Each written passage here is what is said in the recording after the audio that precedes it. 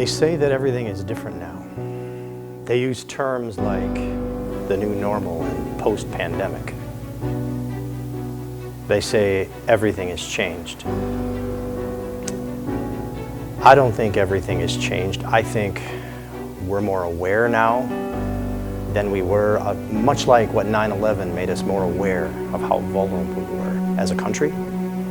I think the pandemic of 2020 has made us more aware of how vulnerable we are as a species. Yeah, maybe some things have changed, but I'll tell you one thing that hasn't changed: reptiles.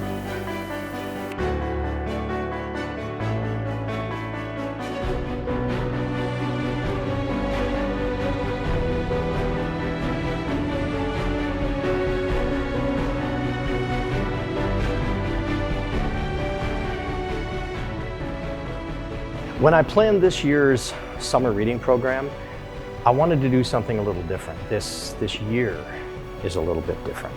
So I thought I wanted to do something that might help people get out into their communities, have a reason to get out and do some stuff, things we've been missing since the pandemic started, things like ball games and picnics and fairs and festivals, and maybe even a reptile show at your local library.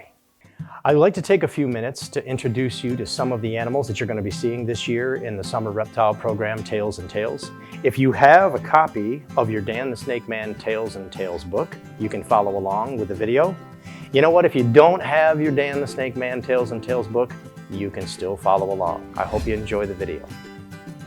Hey, summer readers. If you're following along in your Dan the Snakeman Tails and Tales book, we start out on page 1. This is Boo. This is an albino Burmese python. Boo is one of the largest species of snakes in the world. It's a giant constrictor that calls Asia home.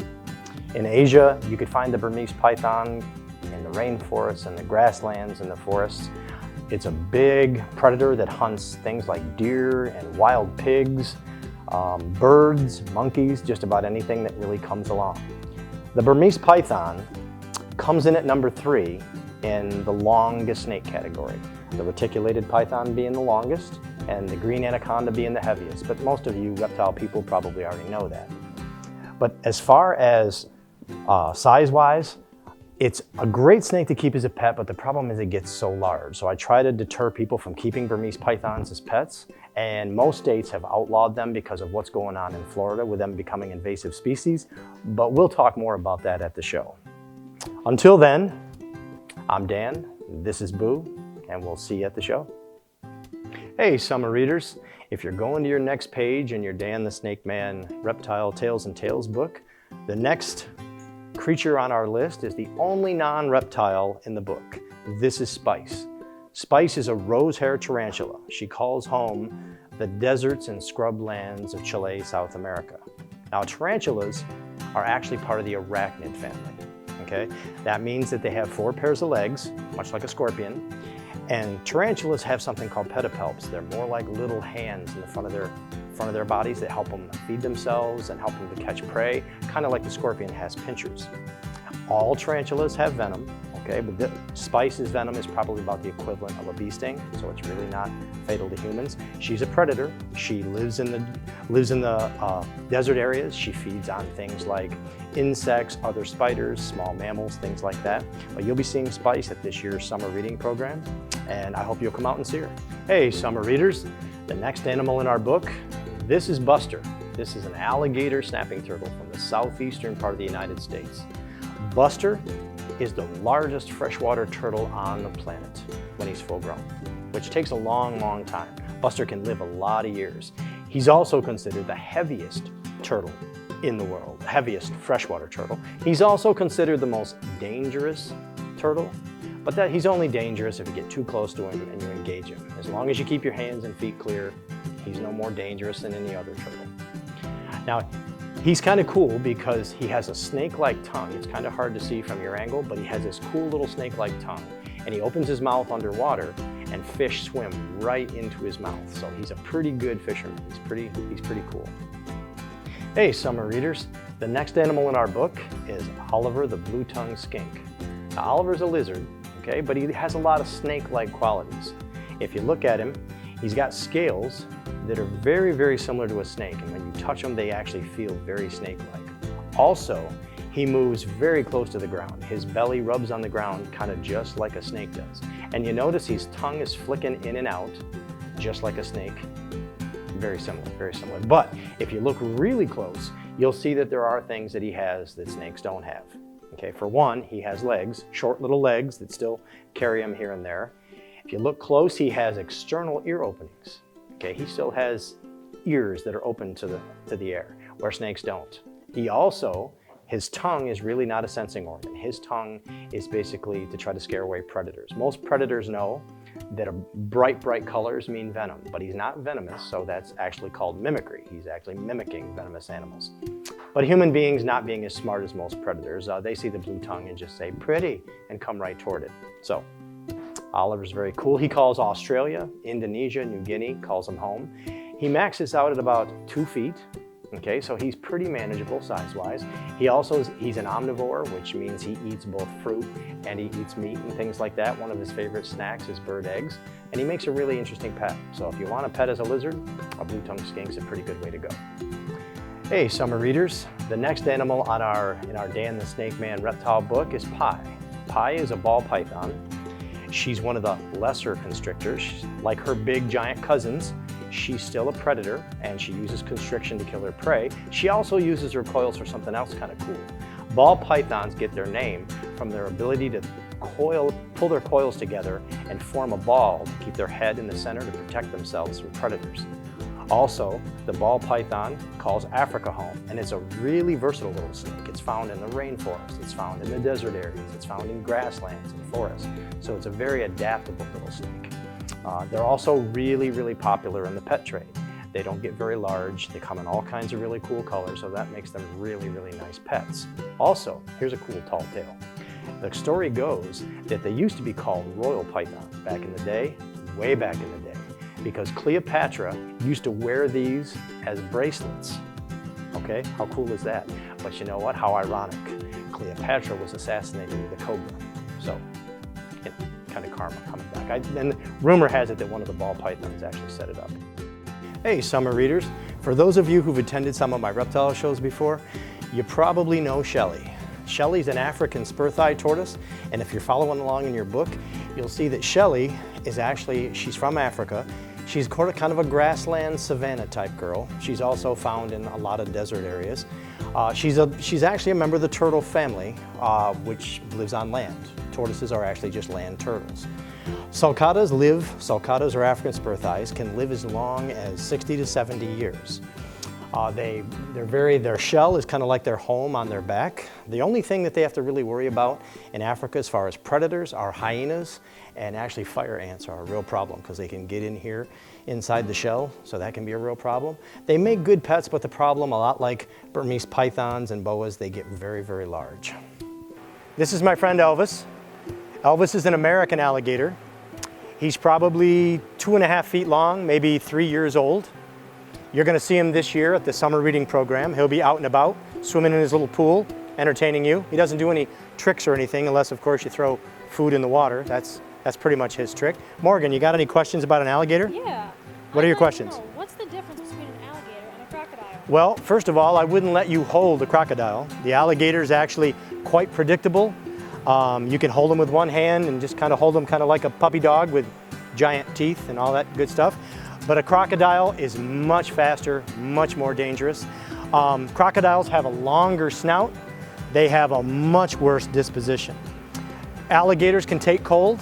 Some alligators can actually survive in the northeastern part of the United States. If the ice freezes, they can actually breathe through a hole in the ice, where crocodiles would be gone very quickly.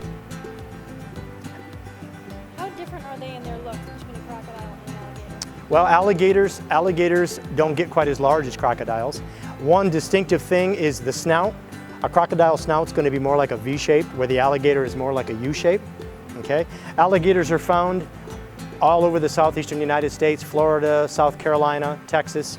Crocodiles are more of an Asian thing. They're also found. There's one crocodile found in North America. Now, how fast would you say this little guy is here? Pretty fast when he wants to be. Well, listen, thanks for joining us for this little segment on alligators, and stop out to see us at the summer show. Thanks for joining us. Hey, summer readers, if you're following along in your book, this is called a boa constrictor. Her name is Ja. This is one of the world's largest tree snakes. In South America, the boa is, hands down, the largest tree snake on the continent. The boa constrictor kind of speaks for itself. It's a constrictor. It feeds on things like monkeys, birds, and things like that when it's up in the trees. It probably spends 75% of its life up in the trees. It's a live bearer, okay, which is kind of unusual. The cool thing about the boa that's a little unique is most snakes have one lung. These snakes have two lungs. They're also able to pick up vibrations through the air with their bottom jaw, where most snakes can only pick up vibrations on the ground. Also, these kind of snakes see ultraviolet light. They have good eyesight, which is kind of unique. Hey, summer readers. I'd like to introduce you to my friend Rusty. This is the western diamondback rattlesnake. This is the second largest species of rattlesnake in the world. Second only to the giant eastern diamondback, which is found on our coast. The western diamondback is found throughout the southwestern states. It's responsible for most of the snake bites in the United States. The reason that it's responsible for those bites is there's lots of western diamondbacks and there's lots of people. So when you put those two together, you're gonna have bites. The western diamondback, the venom from the western diamondback is called a hemotoxin, which causes lots of damage to blood and tissue. One of the cool things about the rattlesnake is the rattle. Now, Rusty's rattle has already broken off. Okay, so it's starting to grow back. Every time Rusty sheds his skin, he adds a button. So the tall tale with rattlesnakes is you can't tell their age by the number of rattles. All you can tell is how many times they've shed their skin. This is Dan the Snake Man. Well, guess where we are? We're at our very final animal in our video segment. If you've been following along in your Dan the Snake Man reptile book, we've done all the reptiles except one. That's right, the only one left is the mighty green anaconda, the snake heavyweight champion. Today we're going to do something kind of special. This show this year is kind of special. We've been through a really difficult year this year, and when we put this video together, as I was making the smaller videos, I knew at the end I wanted to do something really special for you guys. I wanted to kind of push the envelope a little bit. I wanted to do something really special that you'd remember. We aren't going to forget 2020 right away. It was a year that was just crazy. So I just wanted to finish my video with something that you're never going to forget. So anyway, we're going to take a look at the world's largest snake. But before we do, I want to do something for you. I got very inspired last night. As we were getting ready for this video, I sat down and I said, you know, I think I'm going to write a little song. And you didn't know that I'm a little bit musical. I play guitar. I used to play in a band and play in weddings and all kinds of good stuff. There's something you didn't know about the Snake Man. So anyway, I wrote a song last night just for you and just for the anaconda. I was going to call it the Anaconda song until I saw the Nicki Minaj video, so I decided, you know, I wouldn't go that route. I thought I'd do something else. So anyway, I wrote this song for my anaconda, and I wrote it for you guys. What do anacondas dream of when they take a little snaky snooze? Do they dream of crushing bunnies or turning into snakeskin shoes? When you lay down your little scaly head, I hope you're not dreaming of the Snake Man being dead.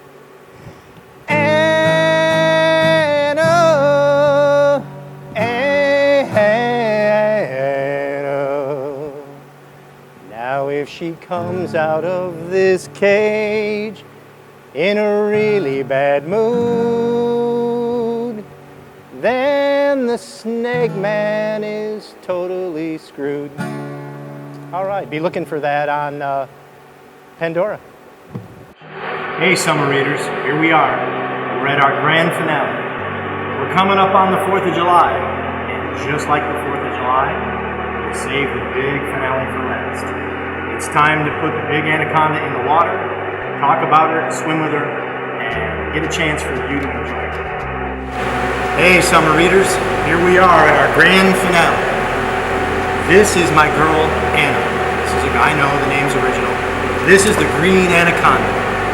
This is the world's heaviest species of snake. And for our purposes, Probably the most tales get told about the giant anaconda more than any other snake. This snake is a true reptile giant.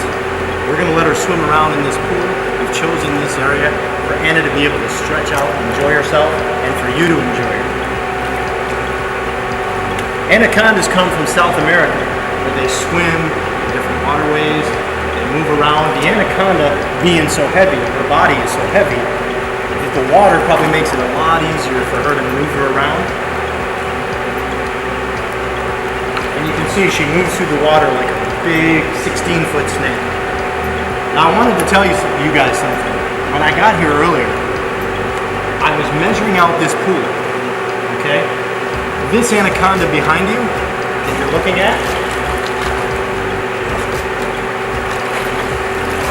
this snake here is only 16 feet long, okay? That's pretty big. She's 16 feet, and she probably weighs 125 pounds. The longest anaconda ever recorded was 33 feet and 533 pounds. This swimming pool here is 34 feet long. That's how long the longest anaconda was. And almost five times the weight of this snake. And this is a pretty big snake. Anna's probably 20 years old. Now you're asking me how come she's not a lot bigger. I didn't feed her a ton so that she'd get too big for me to work with, because I spend most of my time working with my snakes alone. And working with an anaconda that was 20 feet plus would probably be pretty dangerous. But all in all, the stories that you hear about anacondas, movies and all that stuff, you don't want to believe all that stuff. The anaconda is actually a big, slow-moving giant. They don't hunt people, that's just a tall tale. Have people been killed by anacondas? Sure. The reason is because, well, there's a lot of anacondas, and there's a lot of people who live around the water in South America, so accidents happen. Anacondas are kind of interesting. This is actually a great big boa, and if you guys read about dinosaurs, which I'm a dinosaur nut, you probably know that the Titanoboa was a giant anaconda, a relative of the anaconda that was found in 2008 in Venezuela. It was a giant boa, giant anaconda, lived in the Amazon basin way back in prehistoric times. Probably hunted all kinds of prehistoric animals near the water. And Anna's a constrictor, which most of you reptile people already knew that. She doesn't have venom. She uses her giant coils. She has really sharp teeth. She gets a hold of her prey, and she pulls it into the water, and the water becomes a big ally. She uses two things. One is she uses constriction, and two, the water helps to drown the animal quicker. Anacondas eat a variety of food in the Amazon. Two of their favorite things to eat are South American alligators called caiman. They also eat the world's largest species of rodent. It's called a capybara. It's a big rat-looking thing that moves around in the waterways, and which makes it perfect prey for the anaconda, which comes up from below and grabs them, drowns them, and eats them. Also, they'll eat birds. When they're small, they eat fish. But when you're the biggest snake in the world, the heaviest snake in the world, there's not a lot that you can't eat, for sure. A couple of other cool facts that I want to share with you before we let her swim for a while and we get some underwater shots of her. Boas have some of the strangest characteristics. And we learned earlier about the red-tailed boa, how it has some really unique characteristics that are different from other snakes. The anaconda has a couple of really cool things that I'd like to mention to you. One is her colors. I mean, these colors make a Navy SEAL proud. I mean, these are camo colors. This snake can come up on prey totally silent, just like a seal. The other thing that's kind of wild is they have live babies. Like other boas, they got lots of live babies, which is pretty cool. And any babies that come out dead, they eat them, which is kind of strange. And the other thing is the mating aspect. The mating aspect, the anaconda has a mating ritual that's very unusual in the snake world. What happens is a big female anaconda like Anna, she would swim along a waterway when it's mating season, and she would release a pheromone from her body, and it would attract male anacondas from all over the area. And they would all converge, they would follow that scent trail right to her. And when she's ready to mate, they all show up, and there's like 10 or 12 males that would mate with her simultaneously. It's called a mating ball. It's one of the weirdest, kind of strangest things in the reptile world. It's really, really strange. They all wrap around her body in shallow water, and they all kind of just mate with her at the same time, which is pretty cool. Now we're gonna let Anna go for a little swim here. We're gonna let her swim around the pool, okay? And you can see how easily she makes it look. Whoops. There you go. Go ahead, Anna, do your thing.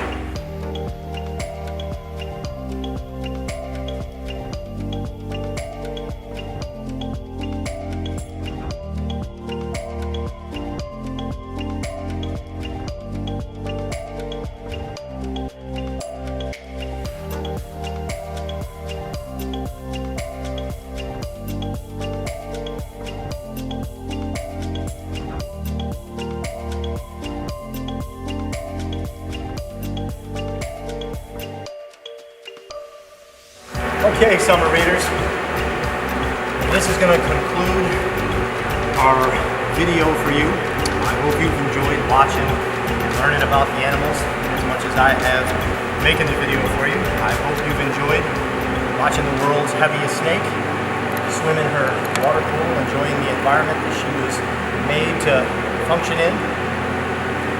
Unfortunately, I can't bring Anna to the summer shows because she's really hard to manage when she's out of the water. So this is why I did this video, so that you can enjoy her up close and personal like this. Without some water for her to swim in at a show, it's kind of difficult. I don't really have a setup to do that.